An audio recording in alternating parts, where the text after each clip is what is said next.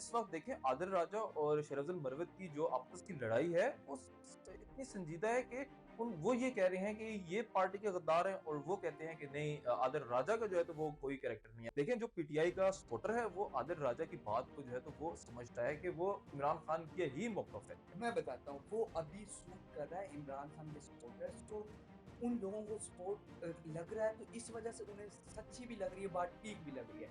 लेकिन तो नहीं, तो मैं आप क्या कहना मैं चाहते हैं बताता हूँ, कि जो आदिल राजा है ना, अनकरीब जैसे ही इमरान खान की थोड़ा-सा हालात अच्छे होंगे और पार्टी को थोड़ा-सा रिलीफ मिलेगा, उस दौरान आप देखोगे कि आदिल राजा के खिलाफ इमरान खान बल्कि पीटीआई खुद बोलेगी। उन्होंने लास्ट एक मुआहिदा तय होना था पीडीएम की जो हुकूमत चल रही थी, तो आईएमएफ के जो बंदे थे वो ज़मान पार्क में इमरान खान के पास आए थे और इमरान खान को उन्होंने हिमायत में लिया था। और ये आज लोग कहते हैं ना कि इमरान खान जो है तो वो मुल्क को बुहरान में लेके जाना चाहता है, दोबारा इक़्तिसादी बुहरान आ जाएगा, मुल्क दिवालिया निकल जाएगा। अगर इमरान खान ने जो है तो वो मुल्क का दिवालिया निकालना होता, तो वो तब जो है तो वो हामी ना भरते कि हाँ, हाँ, हम इस मुआहिदे के साथ खड़े रहेंगे, ठीक है? तो तब आईएमएफ ने कुछ समझा इमरान खान के मैंडेट को, तो वो ज़मान पार गए थे। अस्सलाम वालेकुम नाज़रीन, एक मरतबा फिर सियासी रंग में खुशामदीद। नाज़रीन, पीटीआई की आपसी जंग, शेर अफ़ज़ल मरवत और मेजर आदिल राजा आमने-सामने। आज का जो दूसरा टॉपिक होगा, वो इमरान खान ने जो खत आईएमएफ को जेल से लिखा है, क्या इससे पाकिस्तान को फ़ायदा होगा या नुकसान होगा? तीसरी आज की बड़ी खबर जिस पे हम डिस्कस करेंगे, वो केपी के असेंबली में होने वाली बदमज़गी, जो सोबिया मुंतखब एमपीए थी, उसने जो कुछ वहाँ पे किया, उस पर गुफ्तगू करें। चलते हैं कैसर की जानिब। कैसर, सबसे पहले तो हमें ये बताएँ कि जो हुआ है, मेजर आदिल राजा और शेर अफ़ज़ल मरवत आमने-सामने आए हैं, तो क्या है? ये क्यों हुआ है? क्या बैकग्राउंड क्या असल वजह क्या बनी? देखें, ये इसकी ना कड़ियाँ जो हैं वो कुछ अरसा, कुछ महीना पहले जाती हैं।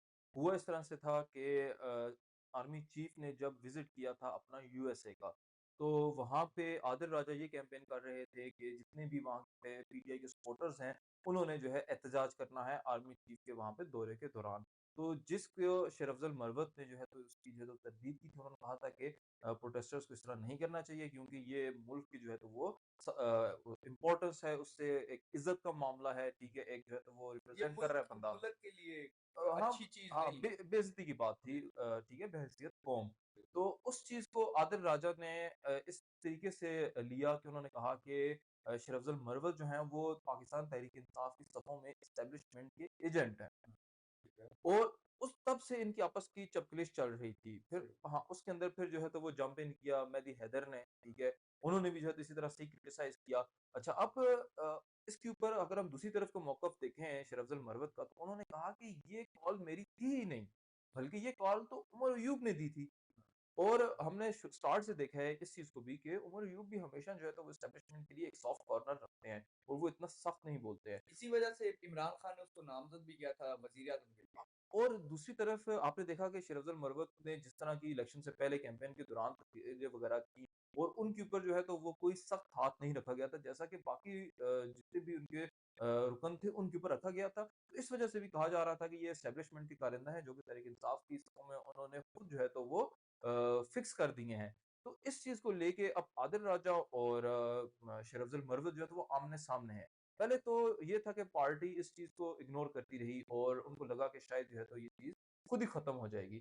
लेकिन अब इसने जो है तो वो और जो है तो वो शिद्दत इख्तियार कर ली है और अब इस आग के अंदर और भी जो है तो वो कारकुन तहरीक-ए-इंसाफ के पार्टी बन गई है ना, हाँ अब जी, 2 दे धड़े बन गए हैं। अब ये हो रहा है कि एक तरफ प्रो एस्टेब्लिशमेंट पीटीआई के मेंबर्स हैं और दूसरी तरफ एंटी एस्टेब्लिशमेंट। जैसा कि अभी असद कैसर के साथ हो रहा है कि एक तरफ अब असद कैसर और अली अमीन आमने-सामने हैं कि अली अमीन ने जो असद कैसर के भाई हैं जो कि स्पीकर के लिए जो है तो वो डेप्यूटी स्पीकर जो केपी असेंबली के सॉरी स्पीकर के लिए उनका आ रहा था नाम, तो उन्होंने कहा कि नहीं मुझे ये नहीं चाहिए क्योंकि वो केपी की गवर्नमेंट के अंदर असद उमर की इन्वॉल्वमेंट को ज़ीरो करना चाहते हैं। और आपने ये देखा होगा कि असद उमर वहाँ गए और जितनी भी एंटी एस्टेब्लिशमेंट जमातें थी, एंटी एस्टेब्लिशमेंट तो नहीं कह सकता मैं, हाँ, ये कि जो इस वक़्त एस्टेब्लिशमेंट की जो है तो वो दस्त-ए-शफ़क़त के नीचे नहीं है, उन सारी जमातों को वो एक कर रहे थे, वो अवामी मिली पार्टी से जाके मिले हैं, ठीक है? इसके अलावा वो मौलाना फ़ज़ल रहमान से मिले हैं। तो इस दौरान अली अमीन ने ये जो है तो वो स्टेटमेंट देना उनका कि मौलाना जो है वो एक पागल इंसान है, उसको हम पागल खाने में डालेंगे। तो ये वो चीज़ है कि जो पीटीआई को और मौलाना के उन्होंने फ़ासलों को बढ़ाया। तो इस चीज़ में ना इस वक़्त तहरीक-ए-इंसाफ बहुत बड़े बुहरान का शिकार है। तो अब फैसले की घड़ी है ये। अब इसमें ये फैसला करना होगा इनको कि आदिल राजा दुरुस्त है या शरफ़ुल मरवत। अब इन दोनों में से ना एक को चूज़ करना होगा और एक को छोड़ना होगा। अच्छा, मैं जो इन चीज़ों में देख रहा हूँ, सबसे पहले तो आपने असद कैसर और अली अमीन गंडापुर की बात की। जी। अब मैं ये मुझे ये लगता है कि दोनों तरह की चीज़ें, दोनों तरह के पार्टी में लोगों की ज़रूरत है। एक जो सॉफ्ट कॉर्नर रखते हो, एक जो एग्रेसिव पॉलिटिकल करते हो, इसका फ़ायदा होता है। ये आपने शहबाज शरीफ और नवाज़ शरीफ में भी देखी होगी। तो ये होना चाहिए, जिस तरह ज़रदारी मुफ़ाहमत कर रहे हैं और बिलावल अग्रेसिव पॉलिटिक्स कर रहे हैं। तो इसी तरह ये केपीके की जो सियासत है, उसमें असद कैसर एक मुफ़ाहमती बात को पीटीआई की को लेके चल रहे हैं और जो इसके दूसरी साइड पे अली अमीन गंडापुर है, वो अग्रेसिव पॉलिटिक्स कर रहे हैं। अच्छा, इमरान खान जो पॉलिटिक्स पसंद करते हैं, वो अग्रेसिव पॉलिटिक्स पसंद करते हैं। और यही वजह है कि इमरान खान उन चेहरों को सामने लाते हैं जो अग्रेसिव बातें करते हैं और जो अग्रेसिव ज़्यादा से ज़्यादा अग्रेशन दिखाते हैं और अगले को मतलब देखिए इस तरह बात बात ये है कि एग्रेसिवनेस को सपोर्ट करना या नरमी को सपोर्ट करना मुद्दे की बात ये नहीं है।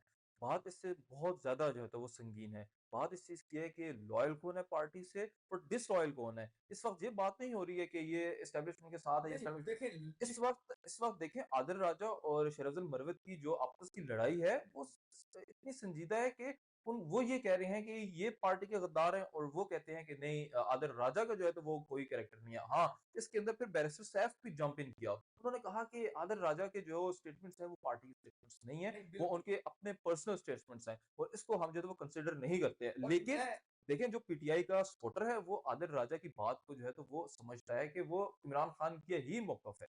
अच्छा, ये जो आदिल राजा वाला मसला है और शेर अफ़ज़ल मरवत वाला मसला है, आदिल राजा को पीटीआई के लोग इसलिए सपोर्ट कर रहे हैं कि आज उनको जो आदिल राजा बात करता है, वो उनको पसंद आ रही है। वो उनकी मतलब की बात कर रहा है। लेकिन अगर कल को जब इमरान खान और पीटीआई के लिए रास्ते खुलेंगे और थोड़ी-सी एस्टेब्लिशमेंट की तरफ से ठंडे हवा के झोंके आएँगे, तो तब यही पीटीआई के लोग मेजर आदिल राजा जो वो मेहदी साहब हैं, इनको बुरा-भला कहेंगे और गलत कहेंगे और पीटीआई से बिल्कुल इनको कहेंगे कि ये देखिए पीटीआई के बिल्कुल मैं इस करीब नहीं चीज़ है। को ये बिल्कुल भी आज कॉन्ट्राडिक्ट उनको करता हूँ। उनकी नहीं देखिए, आज उनकी सपोर्ट में क्योंकि मेजर आदिल राजा का ये नहीं है कि वो इमरान खान के साथ खड़े हैं। वो सिर्फ आर्मी के खिलाफ खड़े हैं। वो अपना बदला ले रहे हैं। जो उनको लगता है कि उनके साथ जो पाकिस्तान आर्मी है, उन्होंने उनकी जो वालिदा के साथ बदतमीज़ी की या उनके साथ ज़्यादती की, हालाँकि ये खुद बहुत बड़े आर्मी में स्टेक होल्डर थे। इनको मुख्तलिफ डीएचएस की ये डील करते थे, इन्होंने अरबों रुपए बनाए मेजर आदिल राजा ने। आज जब इनको हिस्सा जो ये खा रहे थे, जब वो नहीं मिला और जब ये नहीं मिला, ये बात वालिदा वाली बात जो ये करते हैं, ये बात की बात है। जब इसको प्रॉपर्टी में से जो हिस्सा मेरा जो डील करवा रहे वो नहीं हुई, उससे बाद ये बाहर गया और इसने आर्मी के खिलाफ बोलना शुरू कर दिया। तो मेरा ये मानना है मेजर आदिल राजा की जो आज बात कर रहे हैं वो आज इमरान खान पीटीआई को लग रहा है कि उनकी हिमायत में बात करें, उनकी सपोर्ट में बात करें। लेकिन जिस दिन एस्टेब्लिशमेंट की तरफ से इमरान खान को या इन पीटीआई को ठंडी हवा का झोंका आएगा, उसी दिन वो दूरी इख्तियार करेंगे और बाकायदा स्टेटमेंट आएंगी, प्रेस रिलीज आएंगी पीटीआई की तरफ से और इमरान खान की तरफ देखें से। ये तो ये मैं ये ये नहीं मानता। ये आपकी बिल्कुल जो है वो पर्सनल राय है क्योंकि मैं इस चीज़ पे यकीन रखता हूँ कि खासकर पाकिस्तान की सियासत को लेके बिल्कुल भी कोई प्रेडिक्शन नहीं करनी चाहिए कि कौन शख्स किसका जो है तो वो साथ देगा। ठीक है, ये बात आप बिल्कुल मेरे नज़दीक जो है ना वो गलत है। वो इस तरह से है कि आदिल आदिल राजा के बारे में ये कहना कि जी वो इमरान खान के अगेंस्ट चले जाएँगे या वो जब एस्टेब्लिशमेंट या तो इमरान खान एस्टेब्लिशमेंट के साथ चले जाएँगे, ये बातें मुस्तकबिल की और मुझे इन बातों में हमें नहीं पड़ना। अभी जो चीज़ है ना देखें, जिस चीज़ के ऊपर मैं आपको लाना चाह रहा हूँ वो ये है कि इस वक़्त जो तहरीक-ए-इंसाफ अंदरूनी बहरान का शिकार है। बिल्कुल हाँ, है। असल मुद्दे की बात वो है। कि किस तरह से जो है तो वो तहरीक-ए-इंसाफ के रहनुमा इस बहरान को, जो कि उनके रहनुमा इस वक़्त आमने-सामने खड़े हैं, ठीक है? ये बेशक चीज़ें जो है तो वो इस वक़्त अच्छा, सामने नज़र नहीं आ रही होंगी, लेकिन ये आपके भी और मेरे भी जो है तो वो इल्म में है कि जो अंदरूनी इस वक़्त जो है तो वो मामलात चल रहे हैं, वो इससे कई गुना संगीन है। इसको मैं जो देखता हूँ ना, जब भी पार्टीज़ पे जिसे कहते हैं कि बुरा वक़्त आता है, ज़्यादा पार्टी के बुरे हालात होते हैं, उस टाइम मुख्तलिफ ग्रुप बनते हैं। हुँ, ग्रुप बंदियाँ होती हैं, लोग अपने धड़े बनाते हैं, धड़ों को आपस में फिर वो टकरा इस तरह के मामले होते हैं। पार्टी पीटीआई कोई 2 चंद लोगों की तो नहीं है ना, उसमें हज़ारों लोग हैं, हज़ारों कारकुन हैं, हज़ारों रहनुमा, हज़ारों लीडर हैं। तो उसमें तो वो इस तरह की चीज़ें तो होती हैं। ये आप चलें देखिए मेरी बात सुनें, ये आपने पीपल्स पार्टी में भी देखा होगा, ये आपने पीएमएलएन में भी देखा होगा और ये आप पीटीआई में भी देख रही हैं। कोई नई तो बात नहीं, हम तो ये भी सुनते थे कि मीम में से नून में से शीन निकलेगी और इस तरह के शाहिद खकान अब्बासी को देख लें, दूसरे चौधरी निसार को देख लें, वो कितने करीब थे नवाज शरीफ के और अब कहाँ हैं। तो ये धड़े बनते हैं और ये होते रहते हैं। तो मैं इसको कोई ज़्यादा बड़ा बात सिर्फ ये है कि जो शेर अफ़ज़ल मरवत है, वो पाकिस्तान में है और पाकिस्तान में जो पीटीआई को सूट करता है और जो इमरान खान का बयान है उसको आगे लेके जा रहे हैं।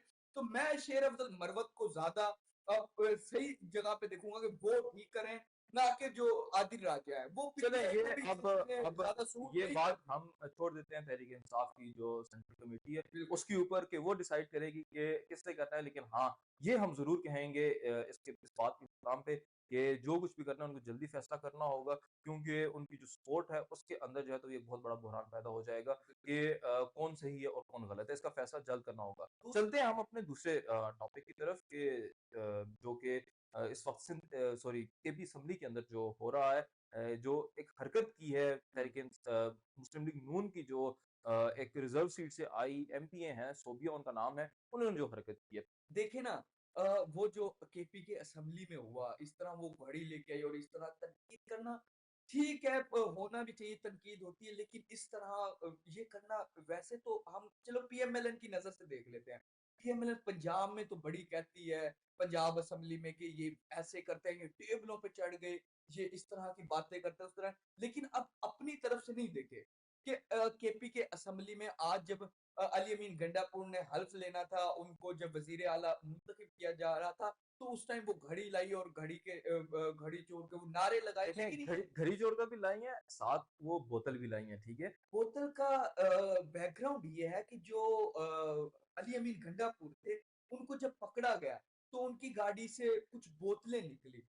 अब जो दूसरी पार्टी है, जो मुखालिफ पार्टी है, वो तो कहती हैं कि शराब की बोतल थी, लेकिन अली अमीन गंडापुर कहते हैं शहद की बोतल है। अब देखिए हम तो वहाँ पर मौजूद नहीं थे, लेकिन मैंने आपको बैकग्राउंड ये बता दी। डिसाइड जो है तो वो अब अवाम ही कर सकती है कि वो किस चीज़ की बोतल थी। लेकिन देखिए वो एक शख्स का ना मैं ये समझता हूँ कि ज़ाती फ़ेल है, ठीक है? उसके अगर इस तरह से क्रिटिसाइज़ किया जाए ना, तो फिर मुस्लिम लीग नून की जो है तो वो पता नहीं क्या-क्या चीज़ें जो है तो वो लोगों के सामने ला सकते हैं, ठीक है? इसमें मुझे जो सबसे बड़ी मज़ाक़-ख़ेज़ चीज़ लगी है ना, वो इन दोनों से बढ़ के है, ठीक है? वो ये थी कि वो जो मोहतरमा थी उन्होंने जूता लेके वो दरमियान में गैलरी के खड़ी हो गईं और जो भी एमपीज़ वगैरह थे वो उस जूते के नीचे से गुज़र के वो आ रहे थे, ठीक है? तहरीक-ए-इंसाफ के भी आपको पता है कि वहाँ पे जो है तो वो बहुत ज़्यादा एक न मज़हबी सा माहौल होता है लोगों का ज़्यादा, ठीक है? वहाँ पे उन्होंने औरत को जो है तो वो उस तरह से नहीं किया, लेकिन उनमें फिर एक आए हैं मोहतरम उन्होंने आके उनके हाथ से छीन ली और वो फेंक दी, ठीक है? लेकिन ये क्या हरकत थी? मैं ये बात इसलिए बुरा भी समझता हूँ कि आप देखें जो नून लीग है उसने हमेशा क्रिटिसाइज़ किया कि ये देखें शीरीं जो मिज़ारी जो है वो क्या करती थी असेंबली के अंदर, ठीक है? फिर सनम जावेद को वो क्रिटिसाइज़ करते थे, वो यास्मीन राशिद को क्रिटिसाइज़ करते थे। तो ये कहते थे कि जी पीटीआई की औरतें ये करती हैं, पीटीआई की औरतें जो है तो वो बदतमीज़ी करती हैं, बदज़ुबानी करती हैं, बद-अखलाकी करती हैं। तो ये क्या है? ये बदज़ुबानी नहीं है। देखिए ये असेंबली की तौहीन है, एक चीज़। दूसरी इसमें जो चीज़ ज़रूरी है वो ये है कि आप तहरीक-ए-इंसाफ से ये मुतालबा कर रहे हैं कि वो एक तहज़ीब के साथ बिहेव करें पंजाब असेंबली के अंदर और नेशनल असेंबली के अंदर। दूसरी जानिब जहाँ पर आप अपोज़िशन के अंदर हैं, अपोज़िशन भी कैसी आपकी कि टोटल 2-3 आपकी सीट्स हैं वो भी चोरी की।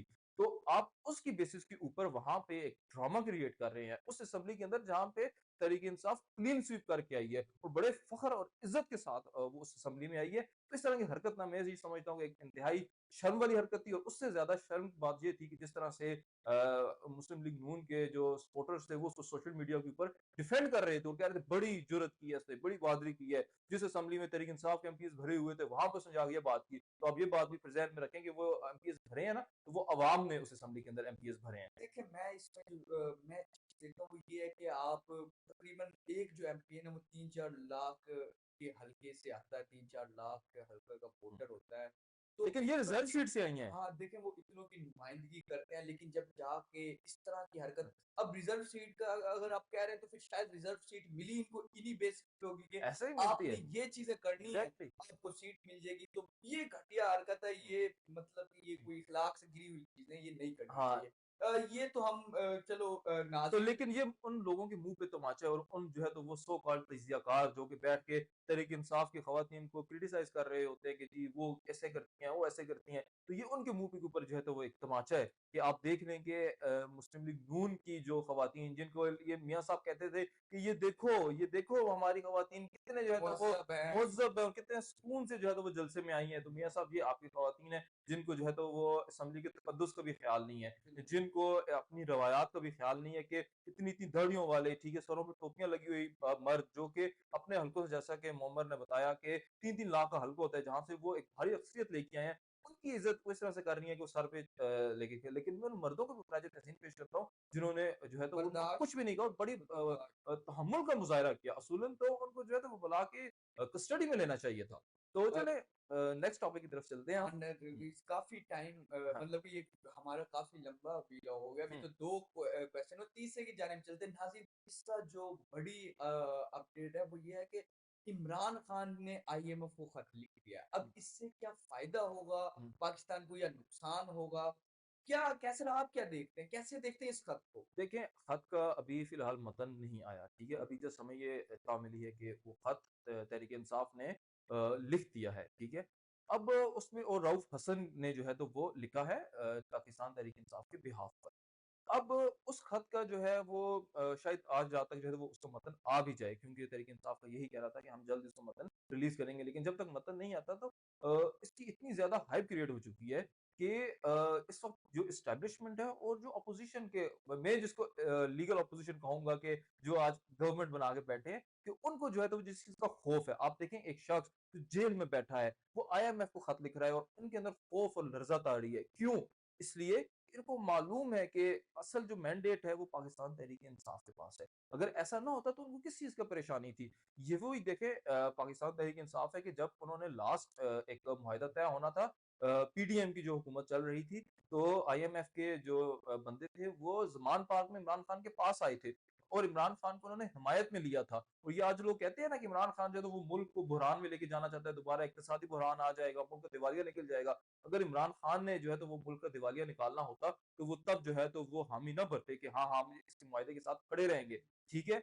तो तब आईएमएफ ने कुछ समझा इमरान खान के मैंडेट को, तो वो ज़मान पार गए थे। तो आज इमरान खान के मैंडेट को ये एस्टेब्लिशमेंट और ये जो सियासी उनके मुखालिफिन हैं, वो इसको अच्छे से समझते हैं। इसलिए इतनी ज़्यादा ये बात हालाँकि अभी उसका मतन भी नहीं आया, इतनी ज़्यादा हाइप क्रिएट है कि वो उसको जो है कह रहे हैं इमरान खान ये ज़ुल्म कर रहा है, ये कर रहा है, वो अगर वो आप इतने ही मुल्क के मुखलिस हैं, तो आपको चाहिए कि जिस शख्स के पास हकीकी मैंडेट है, जिसने 180 सीट ली है, आप उसको उसका हकीकी मैंडेट दें और अपना जो है तो वो रास्ता लें।